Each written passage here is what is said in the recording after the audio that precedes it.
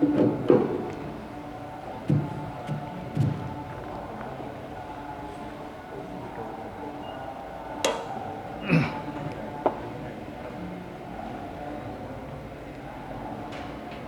5 minutes. Okay. I start counting. Good afternoon, sisters and brothers in Dhamma. Again, happy to be here. Today we have another important topic to discuss, selected by our brother, Venerable Ukundala, the art of thinking. And I think this topic is very similar with his research about the meditation.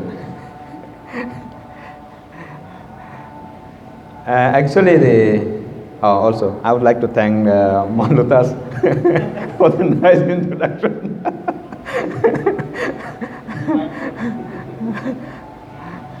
Of course, initially I thought that today our sister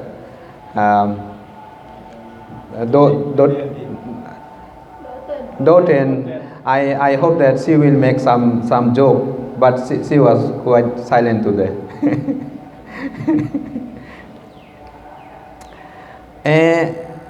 Actually, the thinking is one of the most important parts that in our life that makes us human being. That is very important point. Thinking, one thing that makes us greatest being on earth is only thinking. That makes us different from the other animals. That is to say that because we can think, that's why the human being can liberate from the suffering. Because of our thinking, we can change from ugly to beautiful. You see? So all the human creations are based on our thinking. Whenever we talk about thinking from the Buddhist perspective, many of our friends already have mentioned right thought, samma sankappa. So a right thought in opposite of the negative thought. Then the most important part is the how to think rightly. Whenever we can think rightly, of course, the right thought is one of the 8 parts in Noble Eightfold Path. So it's a process of liberating ourselves from the repeated existence of birth and death. And in this process is not only just help us to live as a human being as happily, but also to liberate ourselves from this suffering. That is why the right thought plays vital part, and how to think rightly. So we always talk about the positive thinking, positive emotion, and the most important thing is the Buddhism emphasizes the insight meditation. So the basic part of emphasizing on the insight meditation is to see our own thought, own thinking process, and when our thinking process is going to the wrong direction, and divert it to the right direction. Because Buddhism talk about impermanence. Even though we want to talk something right, it is not possible to think right actually.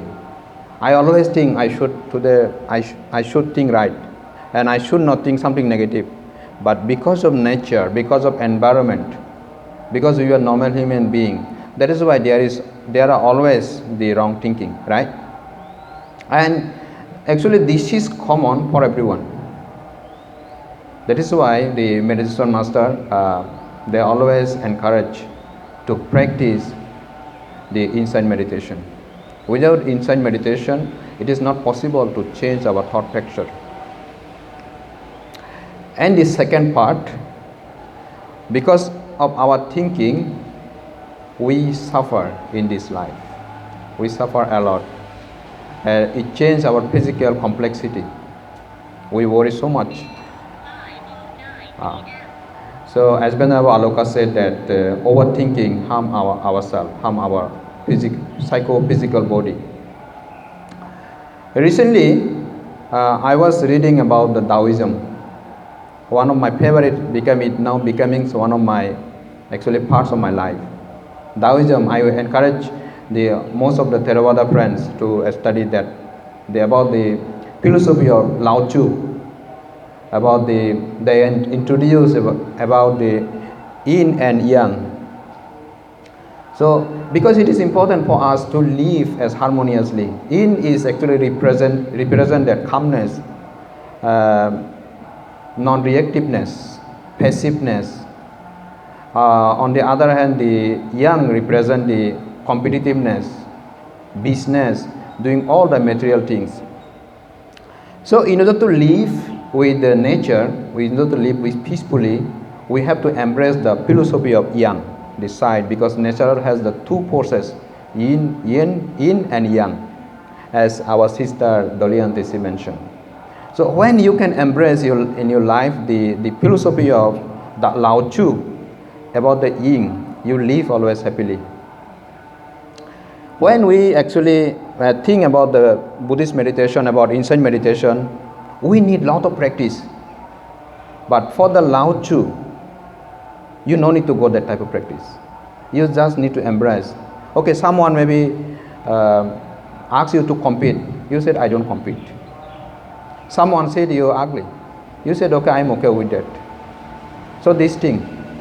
So the best example is the beautiful tree is cut very soon, but the ugly tree remain in the jungle and become the object of worship. That is to say that in every situation, when we are wise enough to seek the fortune, to seek the opportunity, in every situation, and you can find it, the situation, and apply it in your life. Suppose you are not able to get a job, and you can still apply this time to read good books. You are not able to get a job, you are still able to practice meditation. You are not able to get a job, you still can apply your time more wisely in order to improve your life. So time is finished. Apply yang. Thank you. Thank you very much, Venerable Anno.